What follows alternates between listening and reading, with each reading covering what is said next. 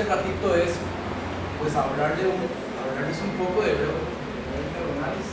Yo tengo mi nombre es Nelson Méndez, ya tengo un ratito de estar aquí dando clases y uno me comentó que algunos de ustedes tienen una idea de qué es eso, ¿sí?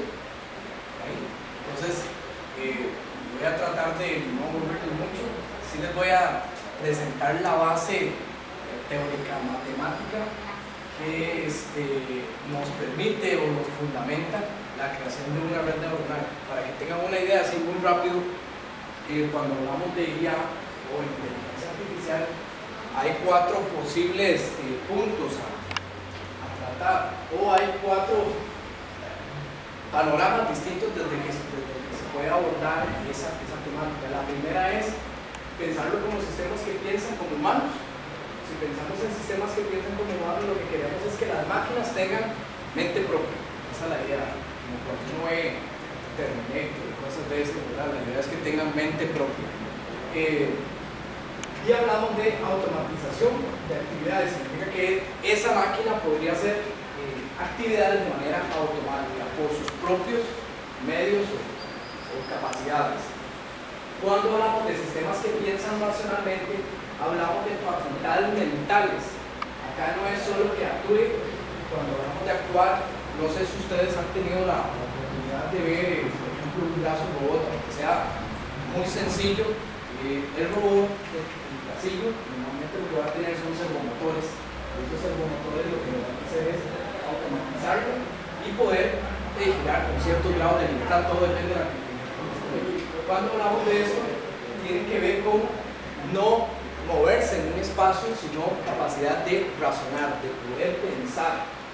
Y para eso se usan algunos modelos computacionales que representan inteligencia. Hay muchas maneras de poder representarla, dependiendo para la persona con la que uno habla.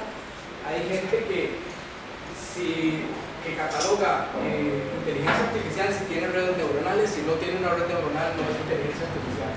Hay gente que es así, hay personas que lo ven desde otro punto. Por ejemplo, si yo hago una red bayesiana, que sencillamente es estadística, hay gente que me dice, no, es que eso no es inteligencia artificial, eso es estadística.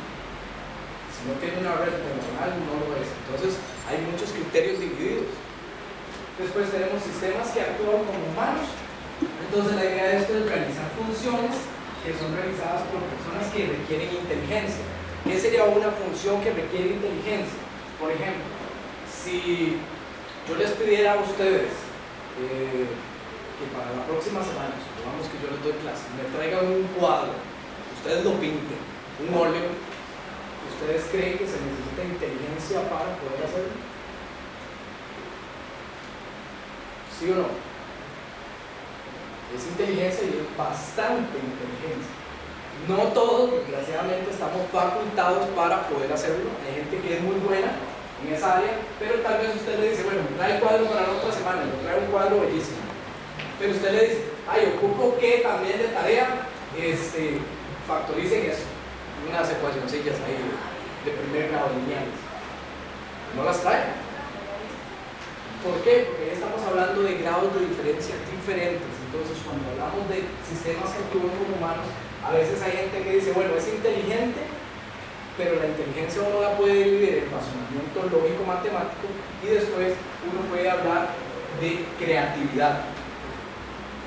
Entonces, ¿es inteligente?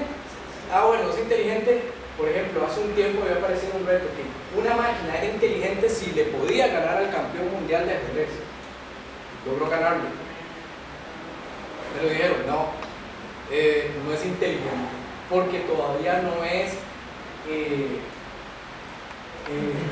la palabra creativa. O sea, matemáticamente podía manejar todos sus algoritmos y básicamente eso se entrenó con una red neuronal, aprendió todos los posibles movimientos de ataque y contraataque que hay en el campo del ajedrez.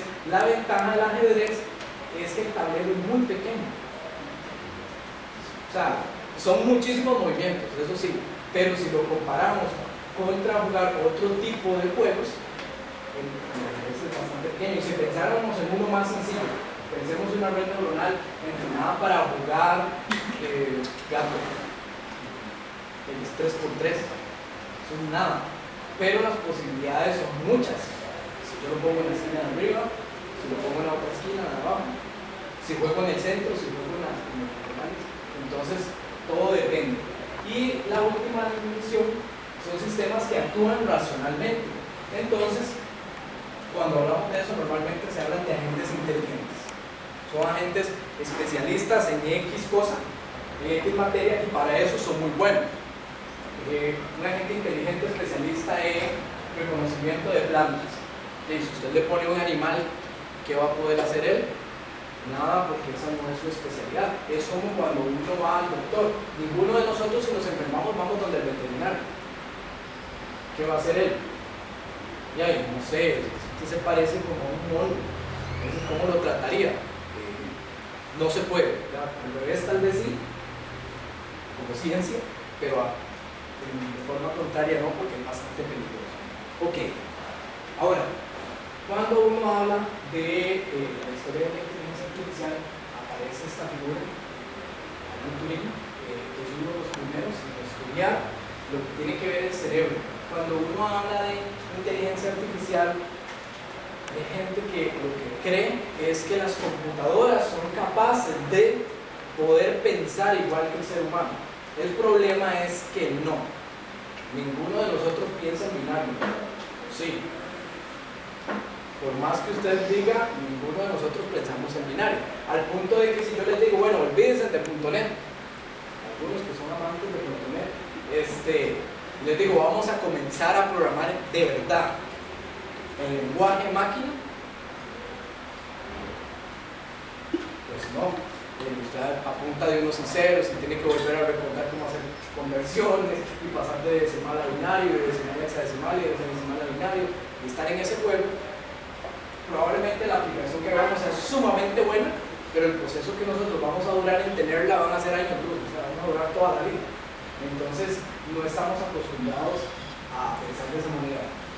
Donald empieza con lo que son los procesos de aprendizaje, y todas las personas, todas, por más brillante o no brillante que sea la persona, tienen distintas maneras de aprender. Incluso a veces se encuentra uno personas que creen que no son muy brillantes, pero el detalle no es que no son brillantes, es que no saben cómo estudiar. Entonces, si no saben cómo estudiar, pues caramba, usted se mete en el cuarto 5 horas a estudiar, y como el chavo, los animales que comen carne son carnívoros. Cuando usted sale del cuarto, usted no se acuerda de nada. ¿Por qué? Porque esa no es su forma de estudiar o de aprender. Entonces, tratan de ver cómo aprenden las personas para que los sistemas puedan aprender igual. Pero como les decía, las computadoras son excelentes en poder manejar cálculos binarios, corriente no corriente. Nosotros no podemos pensar así. Entonces, tratar de que una computadora funcione como el cerebro humano no es buena idea. Entonces, hay áreas de la inteligencia artificial que han buscado por explotar esa otra área, o sea, la capacidad que ellas tienen de cómputo, y no tanto de lógica como la tenemos nosotros. Lansky habla de la parte distribuida, que la información que nosotros tenemos en el cerebro no se almacena de manera centralizada.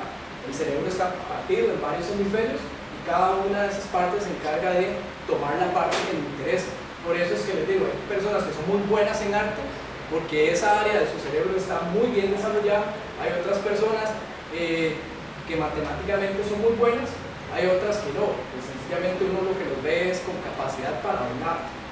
Hablan muy bien, escriben muy bien, pero 2 más 2, no sé, es un verbo, no sé. O sea, no funciona. Entonces, cada persona con su cosa. Después, en el Congreso de Danforth se da el nacimiento de lo que es la inteligencia artificial como tal para el año 1956. En 1957, este señor crea algo que es muy importante, que se llama perceptrón. Pero aparece quienes escriben un paper, un artículo, donde ellos dicen que el perceptrón no podría aprender una función lineal, que un perceptrón no era capaz de aprender una función lineal. Entonces se hizo una prueba donde tratan de entrenar un perceptrón para que aprenda la función XOR exclusivo. No podía. Entonces ellos escriben este paper donde dicen que eso no servía. Y ahí es cuando se da casi la muerte de las redes neuronales. Porque lo que pasa es que un perceptrón, uno, por sí solo, no es capaz de aprender una función lineal. Dos o más, sí. Pero para ese momento, de lo que estamos hablando, todavía no se habían dado cuenta.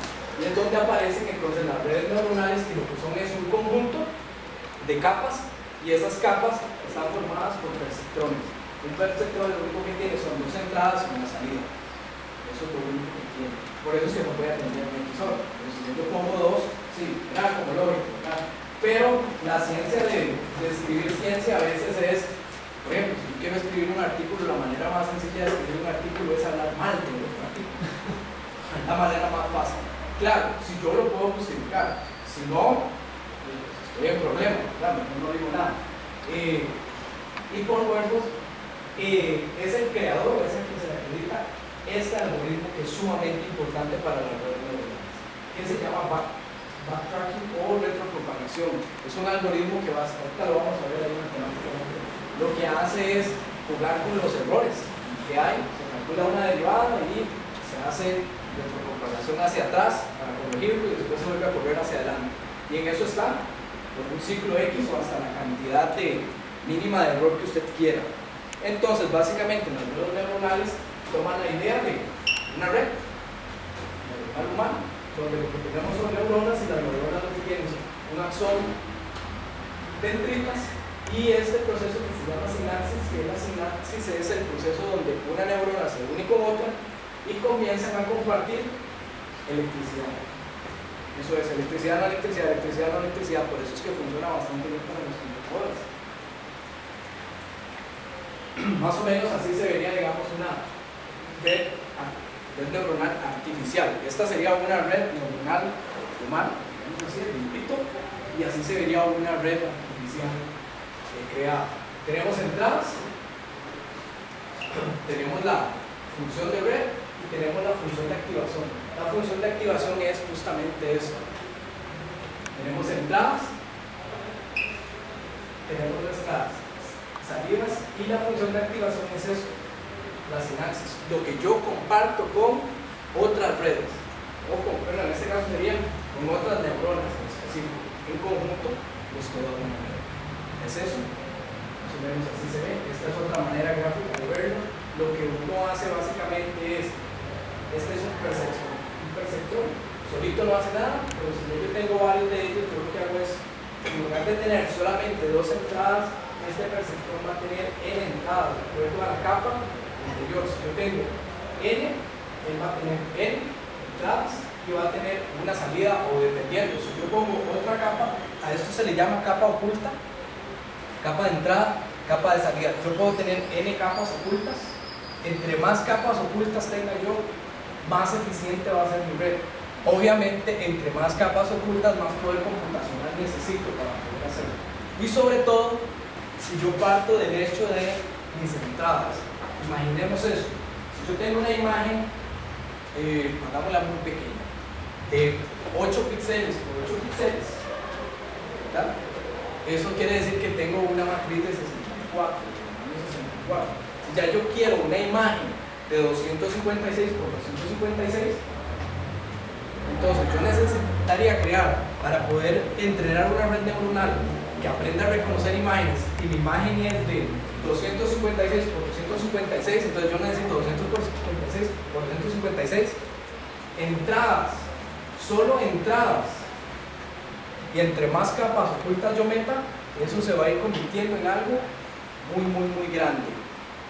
Las salidas normalmente son bastante pequeñas, bueno, todo depende de lo que yo necesite entrenar. Más o menos así sería la comparativa. Y esto es lo que nos interesa, que más o menos es la descripción del algoritmo de retropropagación. El algoritmo de retropropagación es un algoritmo de aprendizaje supervisado. Hay dos maneras, así globalmente muy grandes, de poder lograr aprendizaje máquina, machine learning aprendizaje supervisado, aprendizaje no supervisado.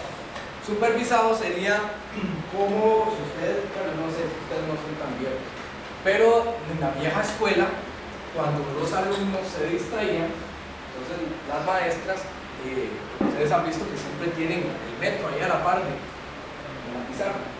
En esa época todavía más se usaba, y no era exactamente para trazar líneas, era para quebrarlo en las cabezas de los que estaban pues distraídos. Entonces digamos que es una manera de hacer aprendizaje supervisado muy violento. O sea, si usted se distraía, lo que hacían era, pues usted de inmediato regresa, o por lo menos uno simula que regresó, ¿verdad?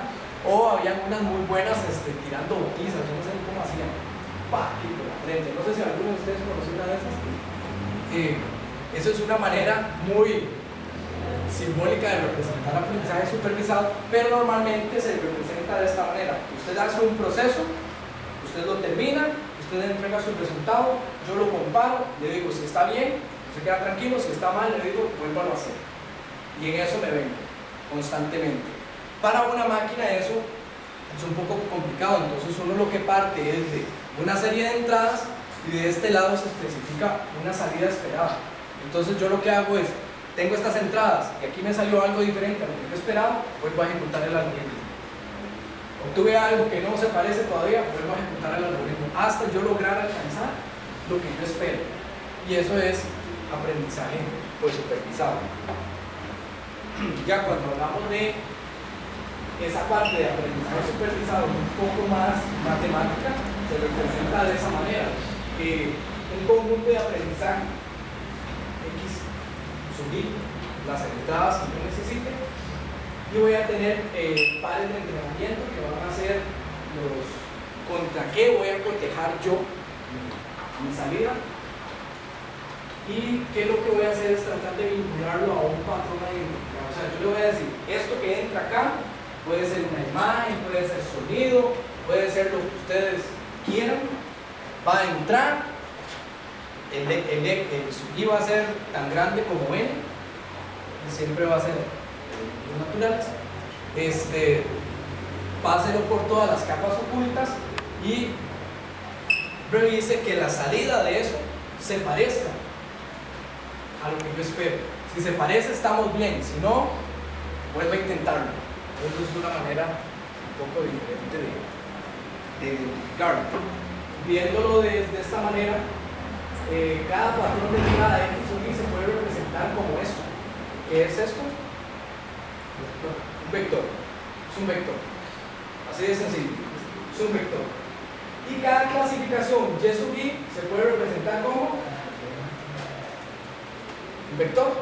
Las entradas van a ser del mismo tamaño que las salidas, por lo menos de manera lineal, porque lo que yo espero es que esto, cuando hablamos de esto, esta es una imagen de un perro salchicha, esto es la imagen de un perro San Bernardo, esta es la imagen de un perro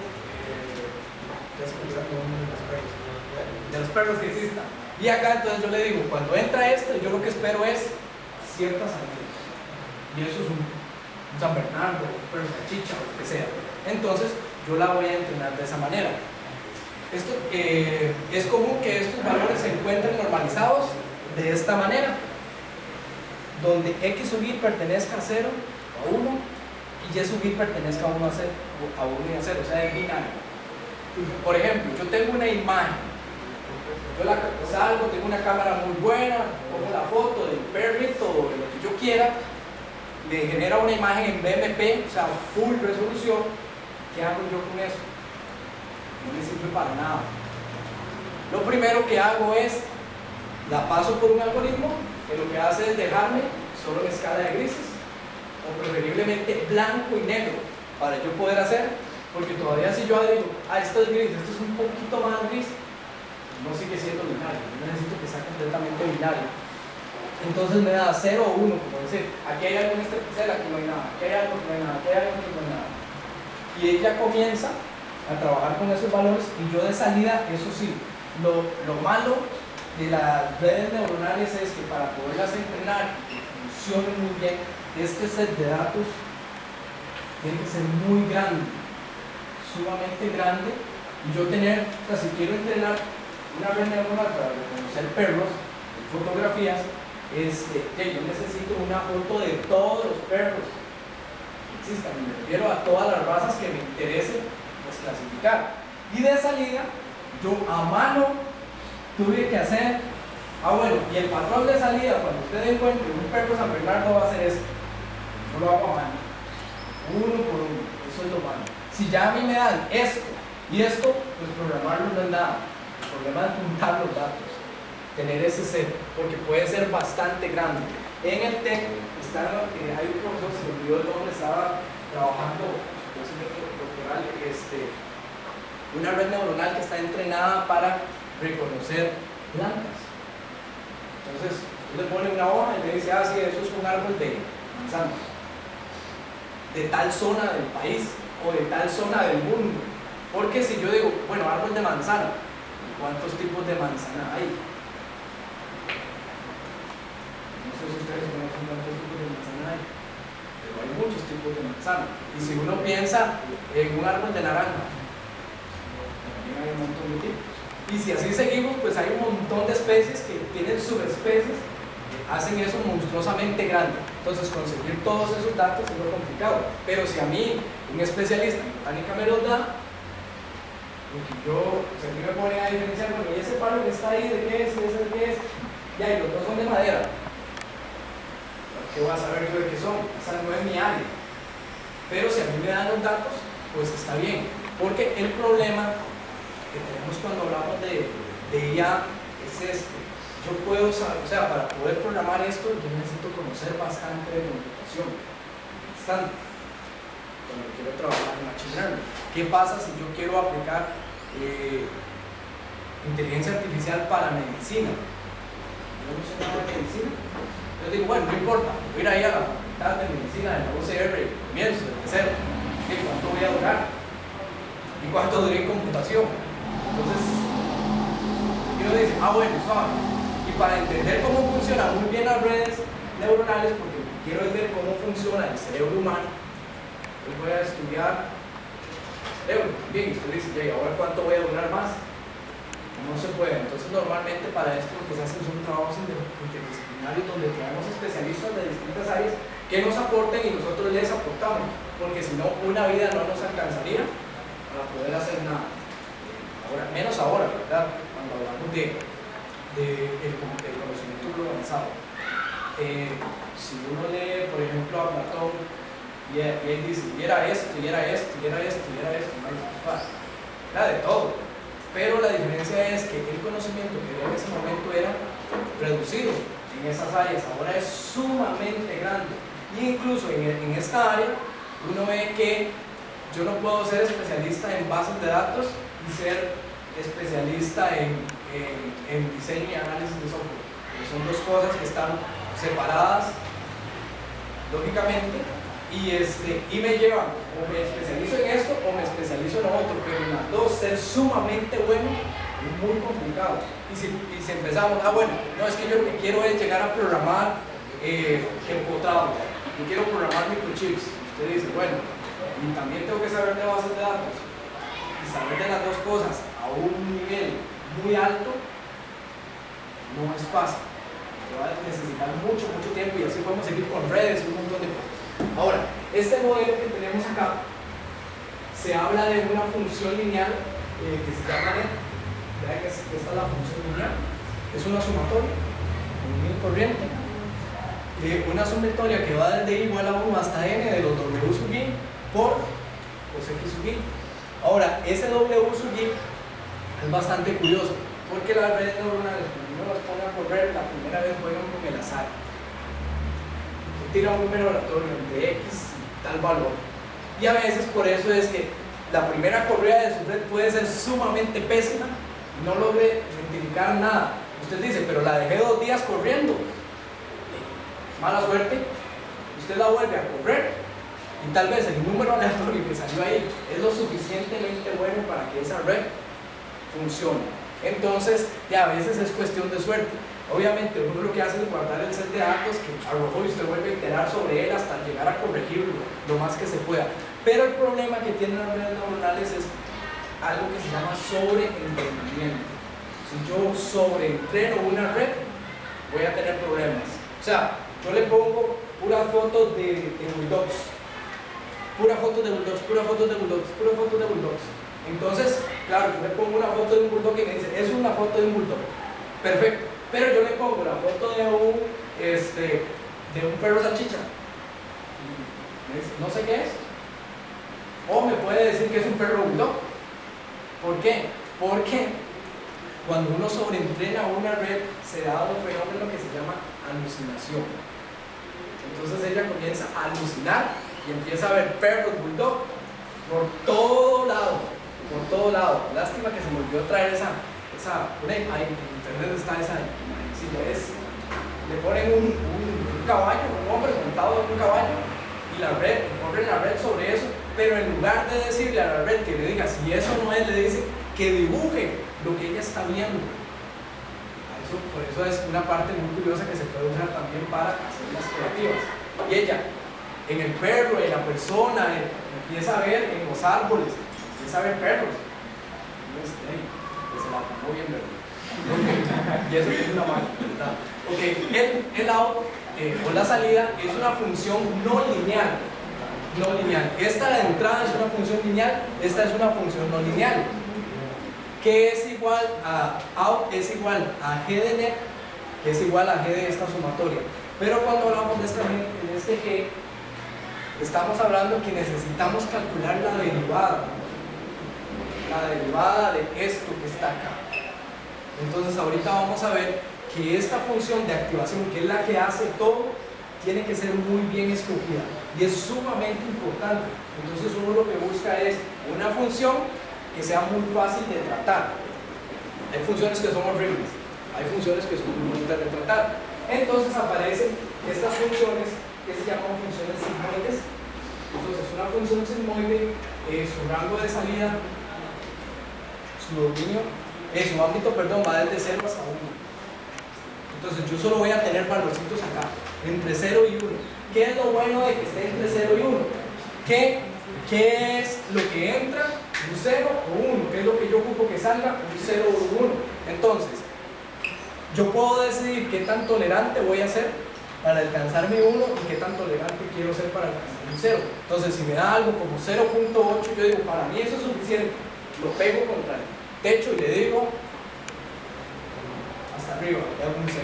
Si quiero ser menos tolerante y decir, bueno, con 0.7 yo lo pego hasta el piso, entonces le hago un flow y lo pego hasta el piso y redondeo. ¿Cómo pasa con su nota? ¿Verdad? 67, 75, lo pego a 7 y si no, lo pego a tensión. Y si está más abajo, lo pego con disco, ¿verdad? Entonces, ¿qué tan tolerante vamos a hacer? Esta función tiene esta forma. Es 1 sobre 1 más e a la menos z. La ventaja es que tiene la propiedad deseable de que su derivada es 1 menos ella misma. Entonces yo no necesito gastar tiempo computacional calculando, porque ya yo sé que el valor que yo tuve de antemano nada más le resto 1 y la vuelvo a multiplicar por ella misma y mágicamente tuve el resultado, ¿verdad? Bueno, no dice mágicamente porque ya lo vio ahí, ¿verdad? El que lo pensó no lo vio mágicamente.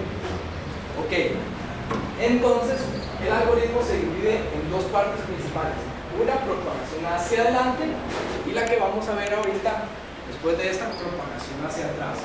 Entonces cuando hablamos de propagación hacia adelante, yo voy a tener una salida de esta forma, es esto que está acá, y yo lo que voy a hacer es, para cada neurona n sub i de k, que se refiere para cada neurona en su respectiva capa, hasta n de k, haga lo siguiente: calcule el net de i de k, o sea, su valor de entrada para cada una de las respectivas capas, que va a ser igual a la sumatoria de j igual a 0 hasta n menos 1.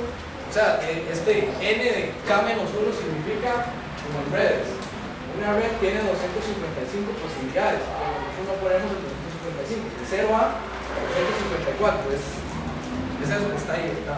Okay. Y lo que hago nada más es sumen esto. ¿Y qué es eso? Voy a ver si lo tengo aquí en un dibujito más adelante. Ahí no lo tengo en un dibujito más adelante. ir más atrás, es sume y haga mi valor por su valor, mi valor por su valor, sume bien. Y eso lo guarda para esta. Ahora, esta neurona es su valor por mi valor, su valor por mi valor, y eso lo guarda en esta. Después, el valor de esta por el valor de esta, y el valor de esta por el valor de esta, sube.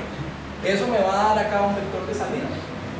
En este caso, que es de este tamaño, entonces aquí me va a dar o un 0 o un 1, dependiendo de lo que yo le haya metido acá. Yo voy a ver si quiero 1, 0 o 0, 1, estas son las posibles combinaciones, o 0, 0, ¿verdad? Es lo más que puedo lograr. Eso es lo que decía ya.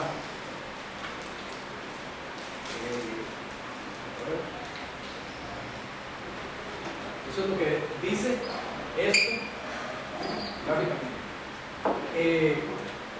Y en el lado, que es lo que guardo para cada una de las redes, ¿verdad? Entonces, para cada una de ellas, en realidad yo lo que tengo es un vector, unas capas ocultas, otro vector, y la manera más sencilla de modelar un vector de vectores es una matriz. Es lo más sencillo, modelarlo como una matriz. Para la función de salida, que esta ya es una función no lineal, yo necesito calcular el delta de I de M, que es el error que existe de salida en la última capa. Yo necesito calcularlo. Para calcular el error, entonces yo uso la derivada. Una vez que yo tengo el error calculado, yo voy a hacer retropropagación hacia atrás, que es notificarle al resto de capas qué tan mal o qué tan largo está mi error. Cuando uno programa la red neuronal, uno la puede hacer tolerante a cierto error, o usted le dice, bueno, yo me la juego, no le voy a decir cuál es el error que yo quiero, solo le voy a decir que itere 1.000.000 de veces sobre el set de datos, y ella itera 1.000.000 de veces. El problema es, ¿qué pasa si ella no necesitaba 1.000.000 de iteraciones? Si no necesitaba 999.999. No dice, pero es una iteración más. Si por esa iteración pudo cambiar todo. Entonces a veces uno no se la juega y uno le dice, ah bueno, pero yo quiero que ese error llegue hasta 0.00000000009. Pero dependiendo, una vez más, si mi set de datos es sumamente grande y llegar a que ese error sea así de pequeño, puede ser que no sean 1.000.000 de iteraciones, sino sean millones de millones. O sea, días de estarle dando computacionalmente a esa parte. Para cada capa A, que es igual a m-1 hasta 1 haga, esto que está acá, que es para cada neurona de nj de tal capa con j igual a 0 hasta nk haga, obtenga el valor de error con la siguiente ecuación, que este es el error, calculo la derivada, vuelvo a hacer la sumatoria de todos los errores para esa capa, los multiplico y modifique los pesos de W. Los primeros W fueron aleatorios, la segunda vez ya no son aleatorios, fueron calculados. Y obviamente, entre más la corra, más exactos van a ser esos valores. Por eso es que se llama retropropagación hacia atrás. Es como, si yo sé que algo lo estoy haciendo mal y me di cuenta, y el resto de compañeros lo están haciendo mal, y yo quiero avisarles, entonces yo lo que hago es, ves, esto está mal, así no era. Se corre la voz. Si yo no quiero, pues al lado, ¿verdad? Así es la ciencia. ¿Qué es? Estas son las referencias. Está basado en un documento escrito por el profesor Castro, José Castro, del Tecnológico. Fue con quien llevé el curso de inteligencia artificial. Y esto es de un libro de Stuart, que habla de un enfoque moderno según la dirección de inteligencia artificial. Es un libro bastante bonito, por si alguno lo quiere ojear, en internet se puede conseguir. Ahora, como para que eso se haga un poco más tangible, ahí les traje un ejemplillo de una red neuronal. Este ejemplillo lo escribí en Python. Entonces, lo primero para que tengamos una idea es se define una entrada, que es el nombre del archivo de entrada que contiene los pares de entrenamiento. Ahorita les enseño qué son los pares de entrenamiento. Después tenemos la red, que es la que quiero que se ejecute. Voy a tener un archivo de salida, que es donde voy a guardar mis salidas. Esos W que se van calculando, yo no los puedo dejar perder. En algún lado tienen que quedar, porque si yo encuentro W muy buenos y no los guardo, de nada sirvió el entrenamiento. Entonces eso va a quedar guardado acá. Eta es un valor, se llama factor de aprendizaje. Entonces eso también es el ritmo de aprendizaje con que quiero que yo, que mi red aprenda. Y uno casi siempre puede con 0.3, pero es igual, es cuestión de probar. No depende, no existe un número mágico que usted pueda poner ahí. Usted tiene que hacer las pruebas y decir, para mi red funcionó. Luego está la cantidad de capas ocultas que yo quiero poner en medio, cuál es el error al que quiero llegar, o el error que quiero tolerar, y cuál es la cantidad máxima de iteraciones. Entonces, usted le pone, bueno, yo quiero que llegue a un error de tanto, pero quiero que haga 1.000.000 de iteraciones. Se acabaron primero las iteraciones, que llegara el error sencillamente para, dice, bueno, del juego. Lo que pasa es que el efecto contrario es, si yo logro alcanzar el error en la siguiente iteración, yo no voy a seguir hasta 1.000.000, que pueden ser muchos recursos los que consuman. Esto básicamente es inicializar la capa de entrada, que le tiene que es un vector, la capa oculta, otro vector, la capa de salida, y los W sub I y los W sub O, que son los valores aleatorios que se generan para cada capa. En este caso también son vectores. Vamos. Después, este que está acá es el algoritmo para poder entrenar la red. Entonces le sigue todos esos parámetros que le dije. Acá, bueno, eso solo para tomar un carajillo para que me guarden el archivo.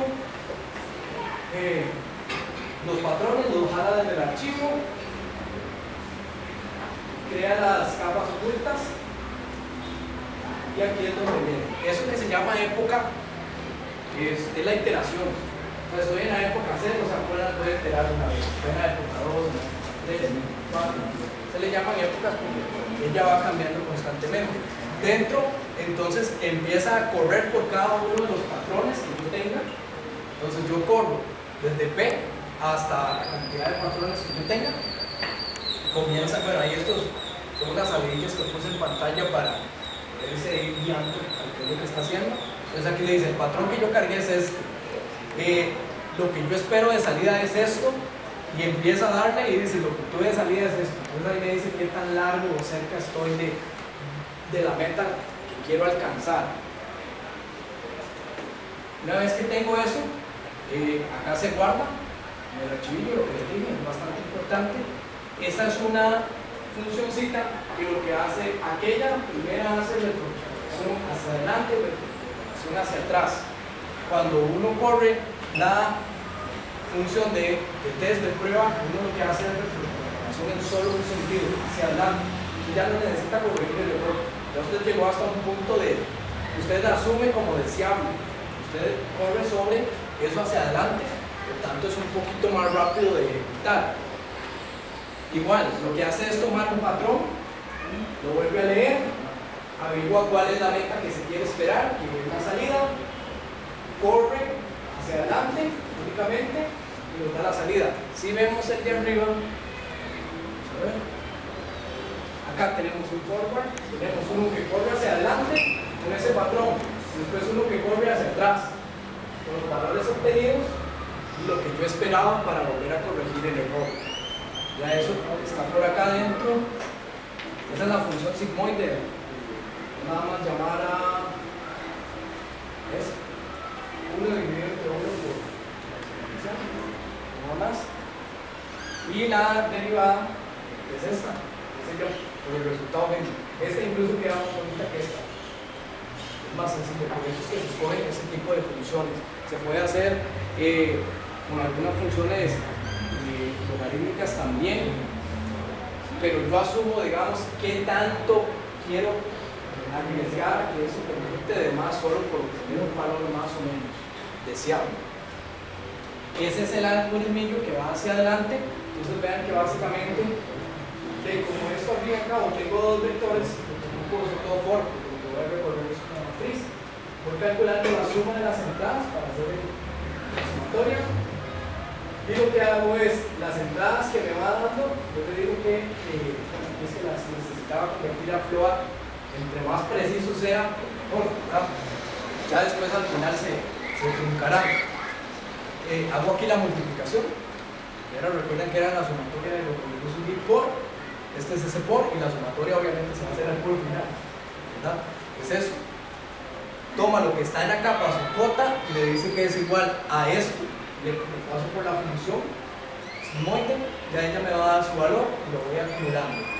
Para calcular la salida, entonces vuelvo a hacer lo mismo, vuelvo a sumar. Nada más que ahora necesito tomar lo que está en la capa oculta, que es las capas que tengo en medio. Primera por la de medio. Entonces, para cada capa de estas, yo necesito tener un W sub 0, que son estos que están acá. Voy a buscar dónde están.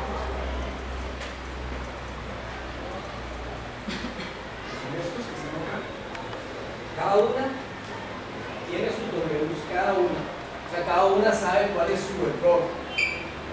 Entonces yo necesito multiplicar por el error de cada una de esas redes para ir haciéndolo cada vez más pequeño.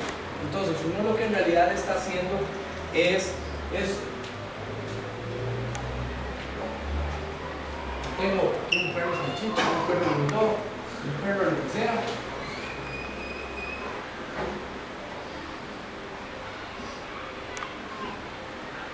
Entonces yo lo que hago es tratar de pasar la primera función mía, puede ser que pase por aquí abajo, y yo diga, bueno, y no tengo nada, los W míos que corrí la primera vez son sumamente malos, no ni siquiera pesqué nada.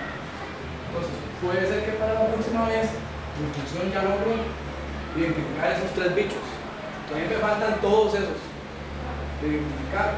Ya yo digo, bueno, logré identificar todos esos, y esos dos no importan, me la juego. La posibilidad de que llegue aquí a mi empresa alguien, un perro de ese tipo es muy baja. Y entonces, si no es ninguno de estos, ya y al rato es uno de estos dos. ¿Verdad? Es más fácil. Entonces uno puede incluso combinarlo con un algoritmo de Las Vegas o de Monte Carlo y decir, bueno, qué posibilidad de que ya no por inteligencia, sino por pura prueba, es ese o es ese otro, ¿verdad? Entonces uno combina, porque a ciencia cierta todo no se puede hacer solo. Hay que combinar un poco de cosas. Entonces uno dice, ya si mi algoritmo corre y no me da respuestas porque tampoco sabe, entonces pues ya será hacer la llamada al público, a ver qué opinan, qué perro es este. Uno busca maneras de cómo hacerlo. Este es el algoritmo que hace la retropropagación hacia atrás, y este sencillamente lo único que hace es cambiar los Ws. ¿Los ven? Aquí tengo un W sub 0, WO, bueno, aquí están los deltas, aquí es donde se almacenan todos los errores y se comienza a volver a calcular el error, y aquí se vuelven a actualizar. Entonces le dice, lo que está ahí es igual a lo que usted tenía antes más lo nuevo. Y voy, a poquitos lo voy restando. Entonces cada vez esta curvilla, bueno, esta función va a ser más cercana a lo que yo quiero, a lo que se espera. Para cada capa oculta tenemos nuestros errores. Calcular, y una vez que está ahí, bueno, ya eso se sencillamente llamo a esta red neuronal y a entrenar o a prueba, y voy a, bueno, aquí me la voy a poner, no sé qué va a salir de esto. Esto por razones de tiempo va a correr hasta 1000 iteraciones.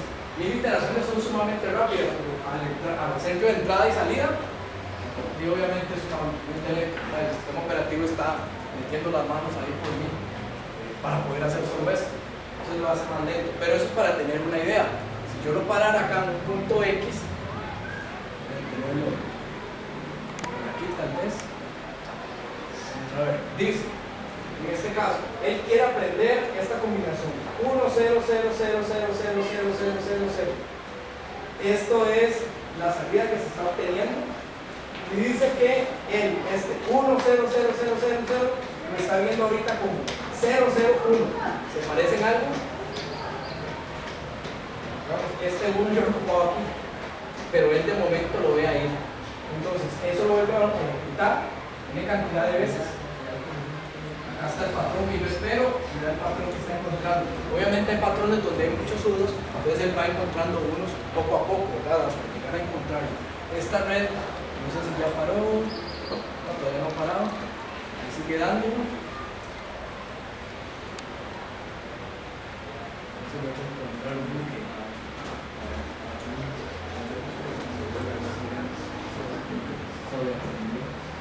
Ok, este sí la pega. Se espera esto y él encontró esto. Entonces, por lo menos este número, que es el número, ahorita se lo enseño, el número 2, para ver. Sí, el número 2 sí lo sabe identificar, por lo menos ya aprendió a identificarlo. ¿Qué es lo interesante de la red neuronal? Que ellas no saben nada. O sea, ellas parten de cero, ellas nunca han visto los datos hasta que comienzan a correr y ellas solas van aprendiendo de manera básica. Eso también se puede hacer, bueno, eso se puede hacer incluso con un perceptrón. En agricultura usaron Arduino, sí, algunos. Entonces yo puedo armar un robotcito ahí, sencillo, un par de rueditas y adelante le pongo un rolón ahí, para hacerlo como llantilla loca, como quiera ponerle, y le pongo usaron fotorresistencias, un LDR, que son fotorresistencias. Entonces, yo pongo el robotcito ahí en medio de la oscuridad y por allá en una esquinita pongo una lamparita. Y yo quiero que él aprenda a identificar la luz, pero él no sabe qué es luz, qué es oscuridad, yo nada más lo suelto. Y él comienza a pensar, ¿será esto luz, será esto oscuridad, será luz, será oscuridad? Y llega el momento, después de ciertas ejecuciones, que él logra identificar esa luz. Entonces, si yo me acerco con un foco y comienzo a hacerle así, él se viene siguiendo. Cuando él no conocía ni qué era luz, ni qué era oscuridad, pero yo lo entrené a que buscar la oscuridad. Si le digo que esto es luz, cada vez que usted encuentre luz, esta es la salida, esta va a ser la salida, y él comienza a asociarlo. Entonces es bastante curioso. Vamos a ver, parece que ya terminó. Entonces, por ejemplo, para el número 2 sí lo aprendió muy bien, entonces conocerlo. Si yo le pasara a un número 2 ahorita, él me dice que eso es un número 2. Obviamente, él lo que me da de salida es este vector. Yo tengo que volverlo a computar y decir, bueno, cuando salga eso es porque sí o no lo pegó. Claro, tampoco es que ella va a hacer todo por mí. Para que vean el set de datos, esto básicamente es una matriz pequeñita. Entonces, si ustedes se quedan viendo esto, por acá, este que está acá es el número 0. ¿Ven ahí? Ustedes se quedan solo con los bits encendidos con el 1, entonces van a lograr ver que ese es el número 0.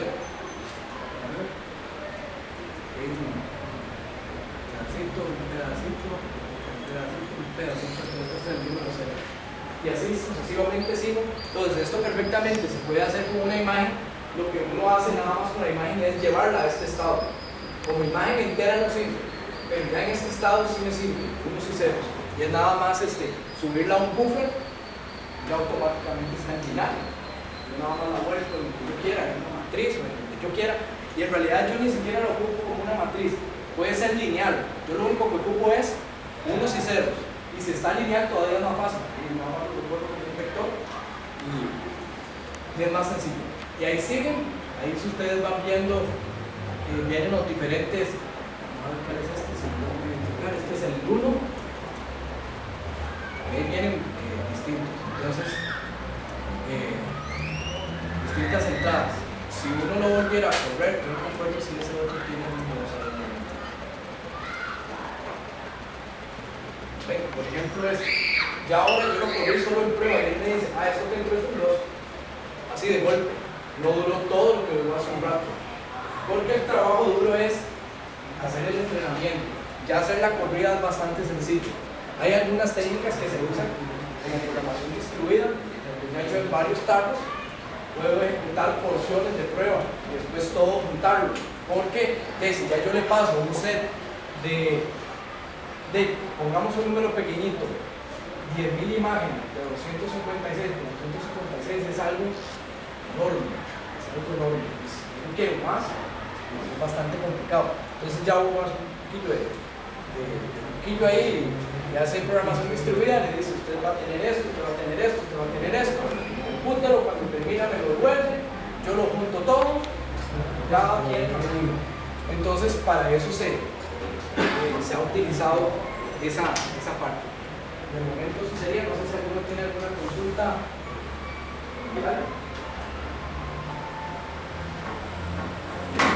¿Preguntas, observaciones? La teoría es más difícil que la práctica, programarlo es bastante sencillo. En este caso, bueno, para este curso me tocó hacerlo a pie, pero yo ocupo hacer alguna multiplicación de matrices. Hay librerías especializadas en hacerlo más rápido que yo, a punta de force. Sobre todo si yo calculo mal mis entradas. O sea, si yo tengo una matriz N por N, tengo una matriz de